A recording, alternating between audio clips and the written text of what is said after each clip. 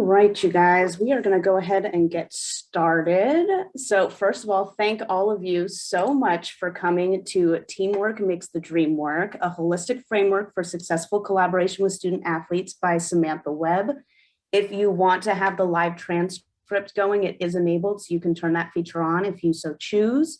And if you have any questions during this presentation, you can save them till the end or drop them in the chat, and we'll address any of the questions at the end of the presentation. Hi, everyone. Welcome to the LSU Student Support Summit hosted by LSU Academic Center for Student Athletes. My name is Samantha Webb. I'm very excited to be here. I'm so glad that each of y'all are here.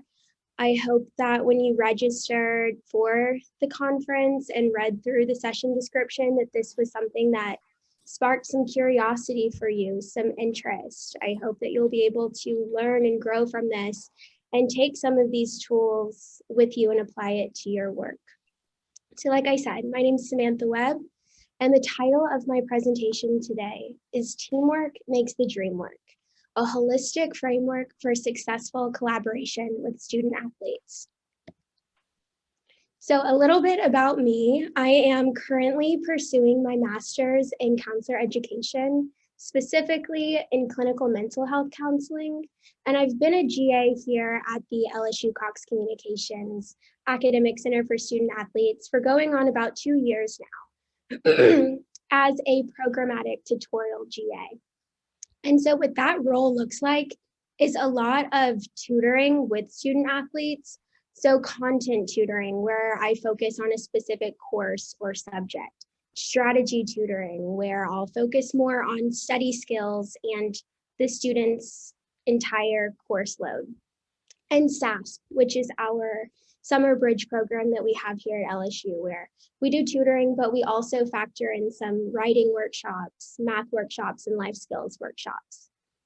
But aside from just tutoring, I also help with day-to-day tasks with keeping our tutorial center running. So gathering information to send out to learning specialists and advisors, helping to manage our student workers, and doing evaluations, observations, and just troubleshooting any issues as they arise. But my educational background in counseling and my work here at the Academic Center have helped to provide me with a bit of a unique perspective. I'm able to take a lot of the concepts and knowledge and skills that I learn in counseling and in my courses and apply that to my work here with student athletes. And that has provided the inspiration for this presentation today. I want to be able to share that information with other people so that they can take that and apply it to their work as well. So my goal and my hope for each of you is to be able to identify and define the 6 components of REPLAN. REPLAN is something that I'll be discussing on the next slide, as well as throughout the entire presentation. And also demonstrate the unique characteristics of cultivating a helping relationship, as well as be able to develop an individualized treatment plan centered around REPLAN to utilize with students. So what is REPLAN? REPLAN is a concept that I learned about in my counseling skills course. And essentially what it is an empirically supported method of treatment planning that incorporates 6 different therapeutic factors in order to promote change and to work towards mutually agreed upon goals. It is a more holistic approach that's very flexible and easily adaptable to fit with a multitude of populations in various settings. So for the purpose of this presentation today, I'll be utilizing REPLAN in an academic setting with student athletes. So first, the R. R represents the relationship, so maintaining a strong helper relationship. As you can see, that is in the center of this diagram here, and that's intentional because each of these other factors are going to rely heavily on the power of that relationship. E is enhancing self-esteem. P, practicing new behaviors. L, lowering and raising emotional arousal. A, activating expectations, hope, and motivation. And N is new learning experiences, so providing those new learning experiences. Now that you're familiar with some of these different therapeutic factors and components of replan, let's look at each of them a little more closely. So first factor is the relationship, maintaining that relationship. I'm sure that a lot of you here are familiar with building rapport and fostering these relationships, but as I mentioned earlier, this is a central component of replan. So what is a helping relationship? A helping relationship is going to be a professional relationship and not necessarily a friendship. It's typically shorter term rather than long-term relationship. And there should be a mutual respect or mutual liking for one another. Also, being mindful that the main objective is to help the student achieving their goals. So the helper-student dyad is going to be unbalanced in favor of the student. As the helper, I'm here to support the student, and it's not the other way around. There should also be a strong component of teamwork, as well as an establishment of trust and safety, so that as the helper, I can provide genuine and honest feedback and even confrontation when that's necessary. The importance of the helping relationship in creating change. So there's strong research evidence that shows that the relationship is going to be predicative of success.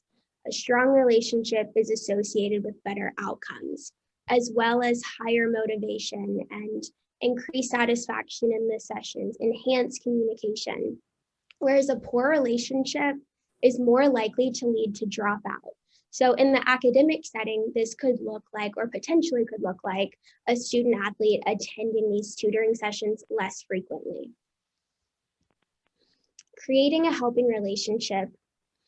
As I mentioned before, I'm sure that a lot of you are familiar with building rapport and even have a lot of these natural abilities, innate characteristics that help you in building these relationships. So I want you to recognize those things, such as being approachable, being positive, being respectful, but also trying to incorporate a few new skills in that toolkit as well.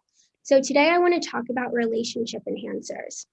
These are going to be tools that helpers can utilize in order to improve the quality of that relationship.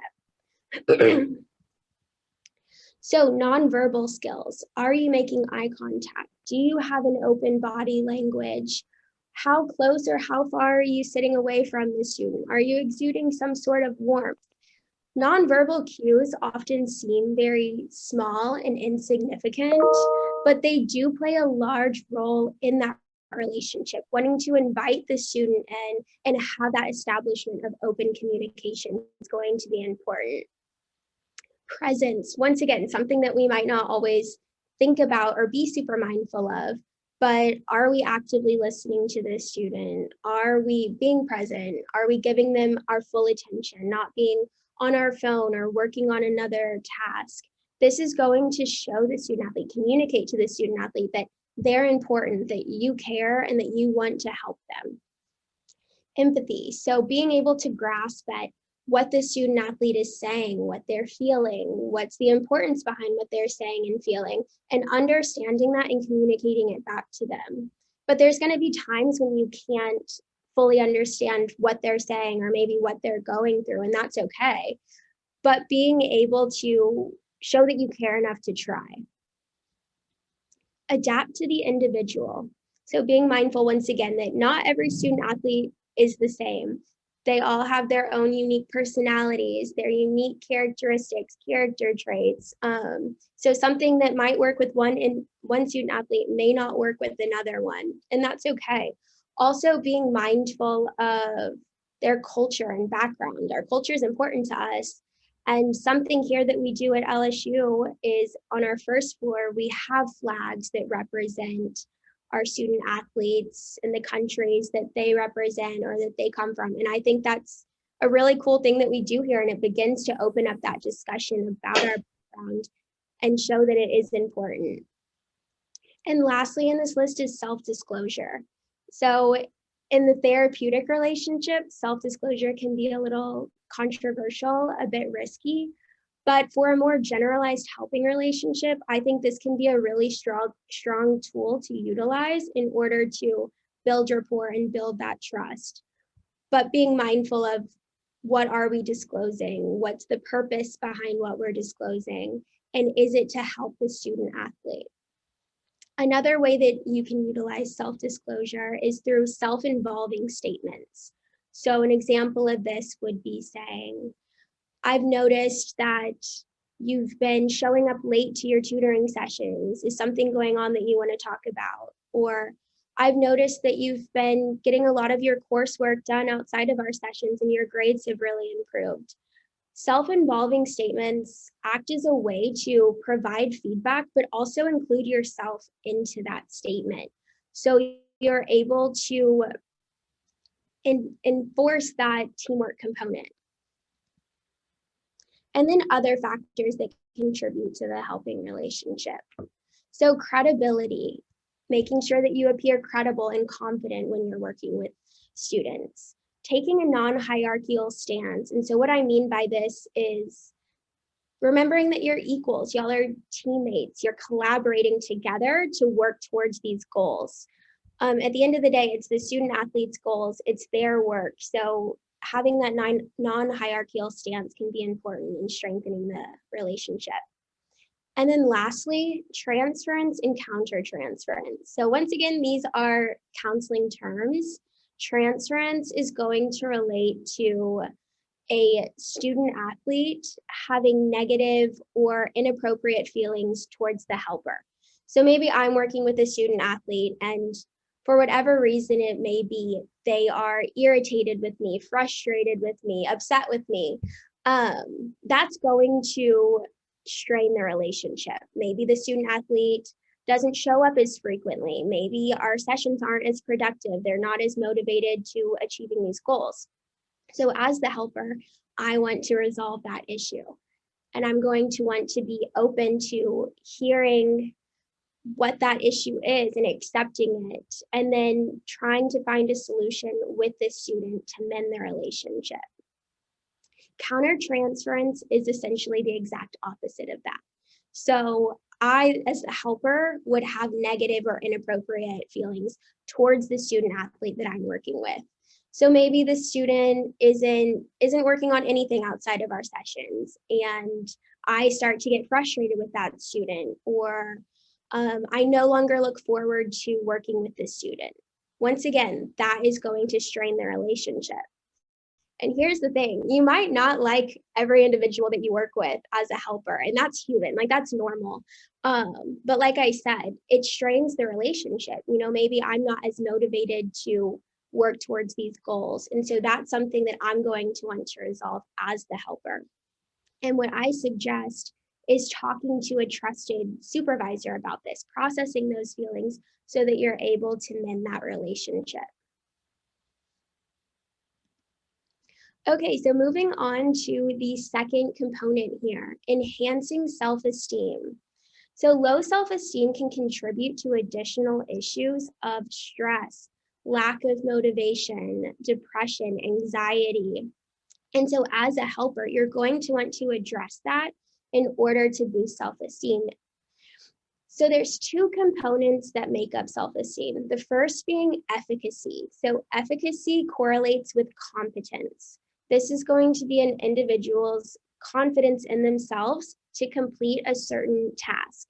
So a student athlete may have really high self-efficacy in their sport while simultaneously having really low self-efficacy when it comes to academics. So as a helper, wanting to focus on those strengths, wanting to focus on those competencies, boost that self-esteem. The second component is self-worth. Self-worth relates to the global feeling of having the right to exist, feeling like you're worthy, that you're enough. People who have low self-worth typically have a lot more negative self-views and self-ideals about themselves. So the sources of low self-esteem. Irrational beliefs is a big one. So an irrational belief is going to be a habitual, self-destructive thought or idea an individual has about themselves that contributes to low self-esteem and contributes to psychological distress.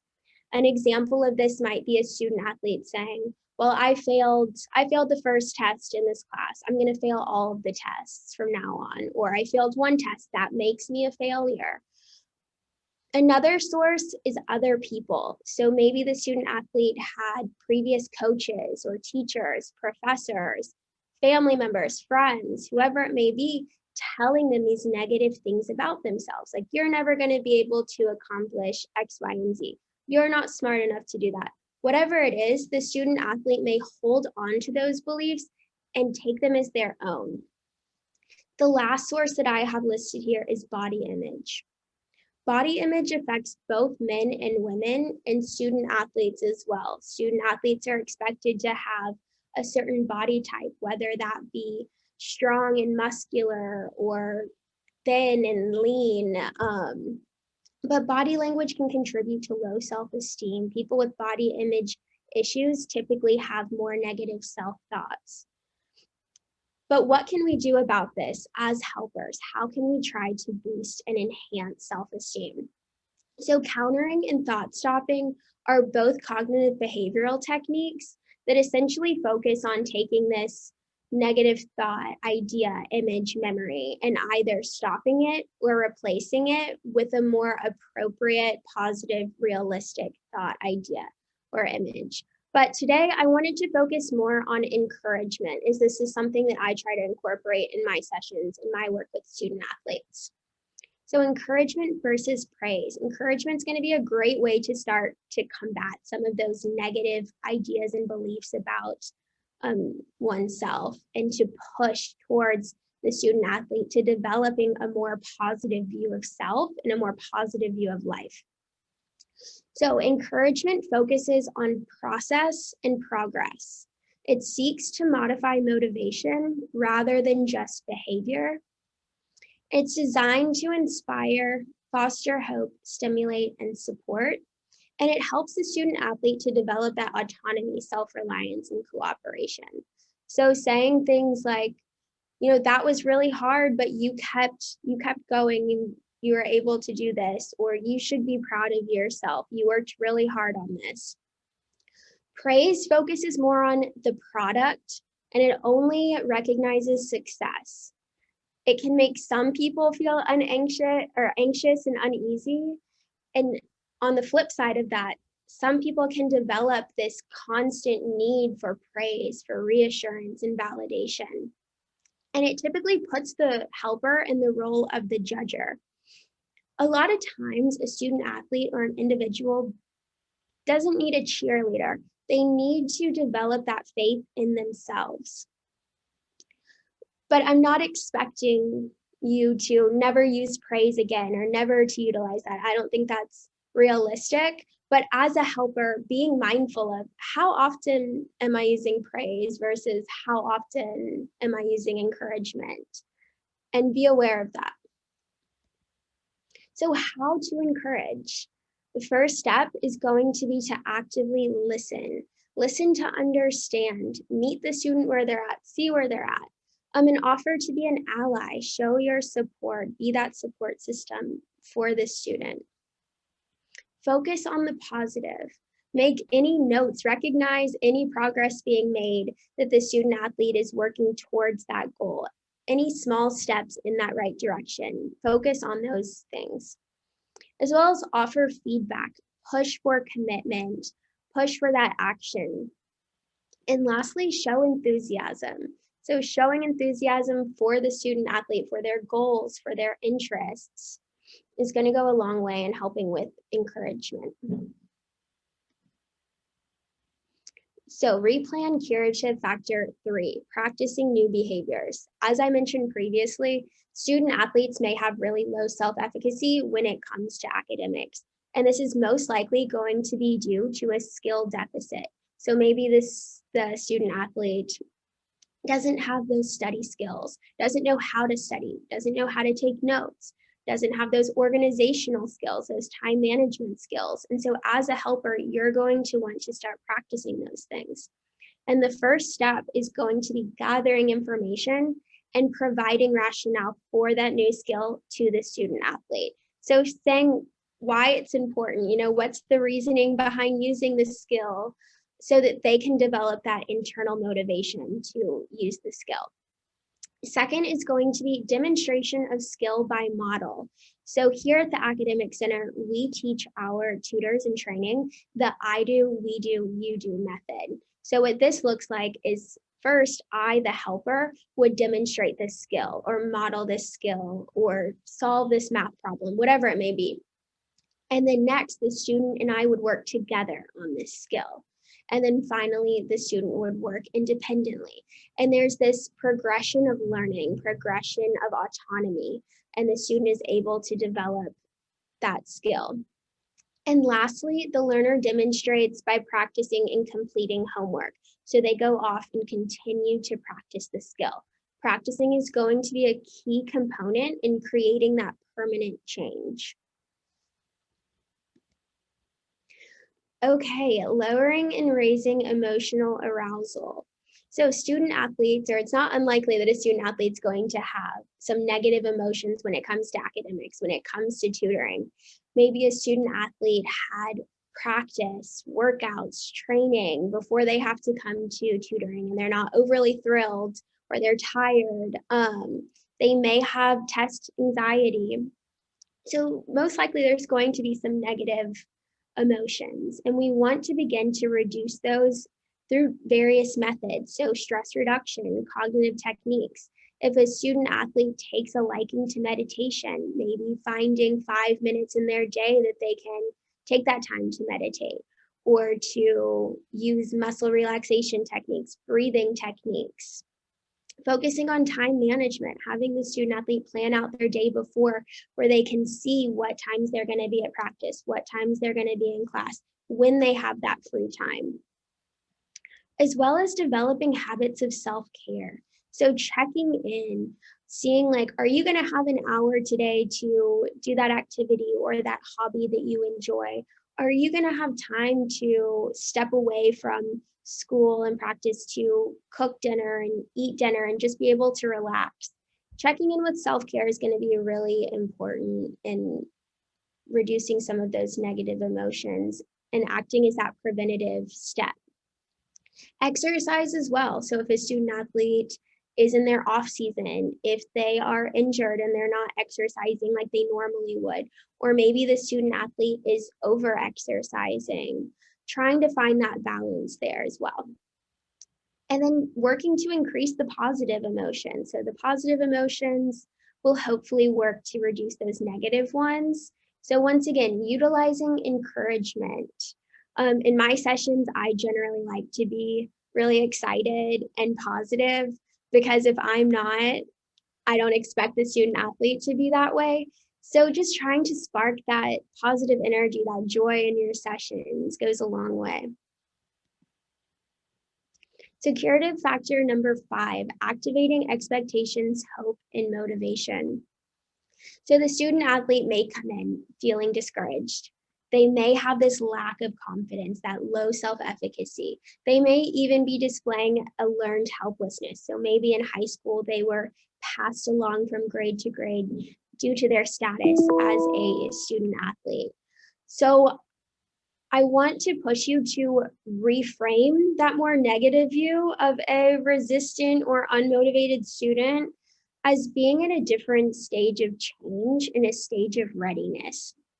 So maybe they're more, if you're aware of the stages of change, more in pre-contemplation. As the helper, we want to begin to move them to that preparation, that action-oriented stage. And so what we can do, motivational interviewing. So once again, a counseling technique typically used with more resistant clients.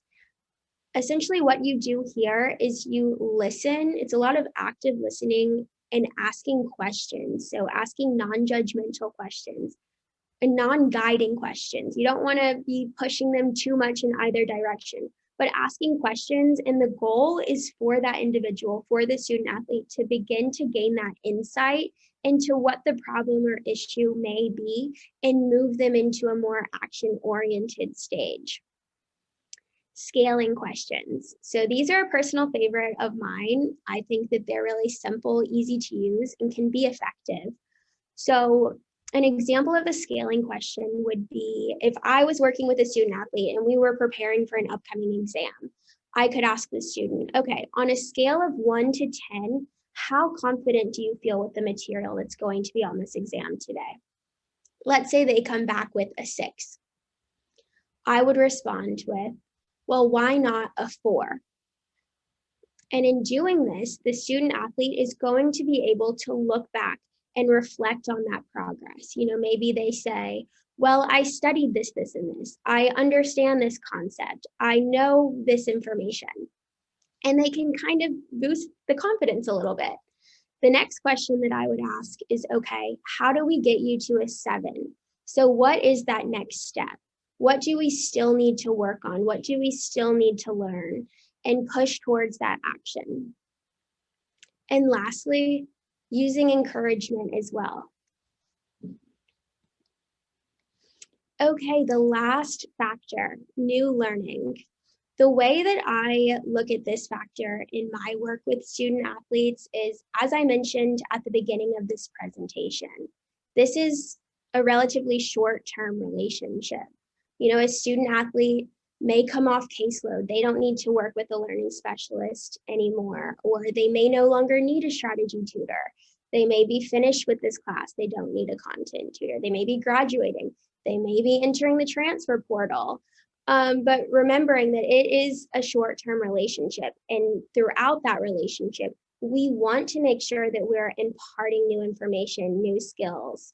We want to help to change some of those negative beliefs and really just promote that sense of autonomy and independence, self-advocacy, so that the student can take these tools with them, whether that be to a new school and they can apply these study skills in their classes or apply these skills to other areas of their lives. So in summarization, here are the curative factors for replan. So that relationship, that strong relationship that you have with the student, enhancing self-esteem, practicing new behaviors, lowering and raising emotional arousal, activating expectations, hope, and motivation, and providing those new learning experiences. I have a few questions for you all, and you can either just reflect on this, or if you would like to share with the group, feel free to do so. But how can replan help to reframe your perspective when working with unmotivated or resistant students? How can you visualize yourself implementing the techniques of replan? And what challenges have you experienced in the past that may be resolved by utilizing replan? And of course, if you have any questions for me.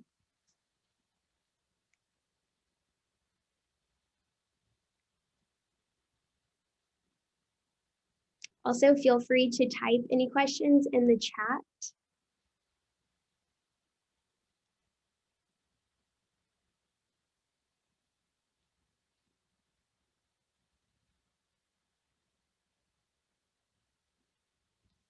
I'll give y'all a little time to really reflect.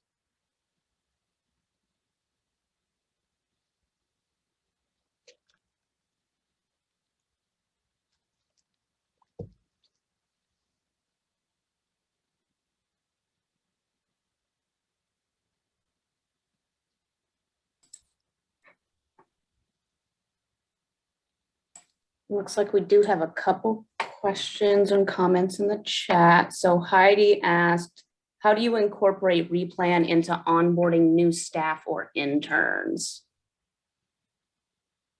Yeah, I think that's a great question. And like I said, this can be so adaptable to fit with working with different populations. I think that would be a great way to begin to utilize replan with other staff members and inviting them in, forming those relationships so that they do have that self-efficacy in working with student athletes and other individuals. I appreciate you bringing that to my attention as well, because that makes me think of different ways that we can incorporate this in maybe some of our trainings here at ACSA. But yeah, I hope that answers your question, Heidi. Let's see, looks like the next question comes from Sammy, and she's wondering if we could get some more examples of the tools of motivational interviewing. Okay, yes. So motivational interviewing, you can just begin to ask the student, like, how are things going? Something general, asking them to tell you more about that. And then asking them, like, how has that worked for you in the past? How is that working for you now? And they can begin to see, like, maybe this hasn't been working. Maybe I should try something new. But just general questions to kind of keep that conversation going. And if it doesn't move the student towards that action, at least you can get to know more about them and establish that relationship as well. I hope that that answered the question. All right, looks like our next question is from Annalise, and she said, how would you use this technique with a student who doesn't show up to meetings very often or who is difficult to engage with? Do you have an example of implementing this in this type of situation? Yeah, so working with that resistant student, it's hard when maybe from the get-go they just aren't showing up and you want to work on building that rapport with them. I think really meeting the student where they're at, trying to show that interest in working with them and understanding them. So taking that or utilizing that skill of empathy to really see where they're at, build that relationship, and then work from there. You know, you don't want to do too much at once, as that might be a little overwhelming, but really focusing on that relationship, I think, would be important. Looks like Nicole wants to look at the replan overview slide again real quick. Yeah.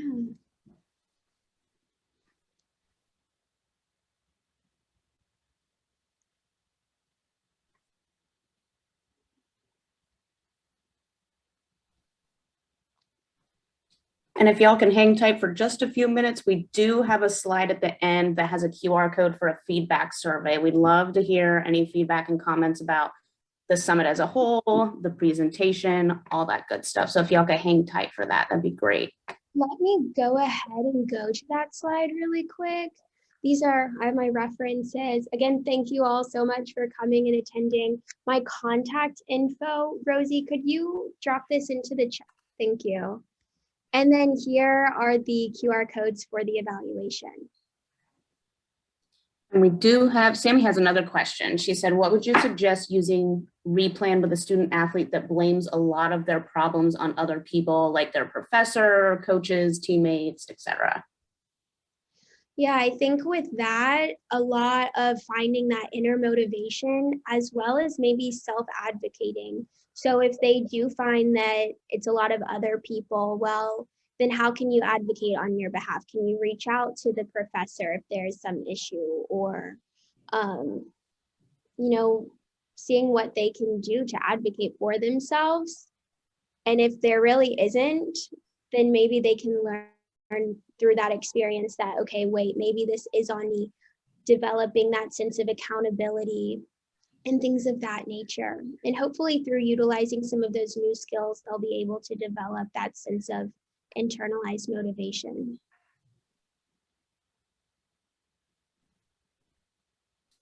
Thank you for the question.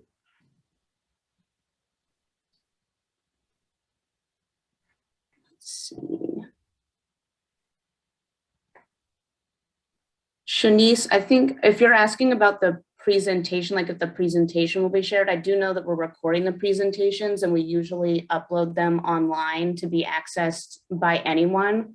But I'll have to look into whether or not we're sharing like actual files of the presentation.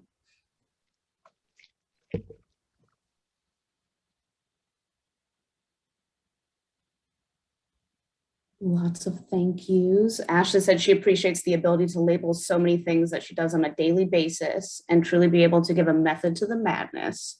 Very true.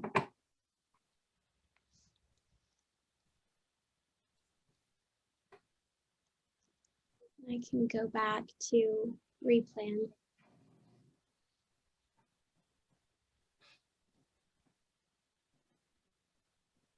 Are there any more questions, Rosie? Doesn't look like we have any as of now.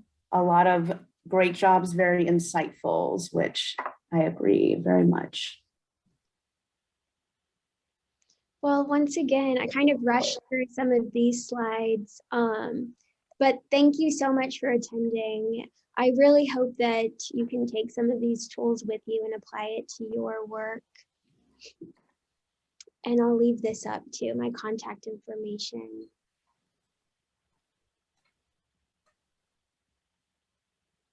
Oh, it looks like Beth wants to see your references slide again. Here we are. And here we are. So like I said, I took a lot of this information from my counseling skills course and just adapted it with my experiences working as a GA here.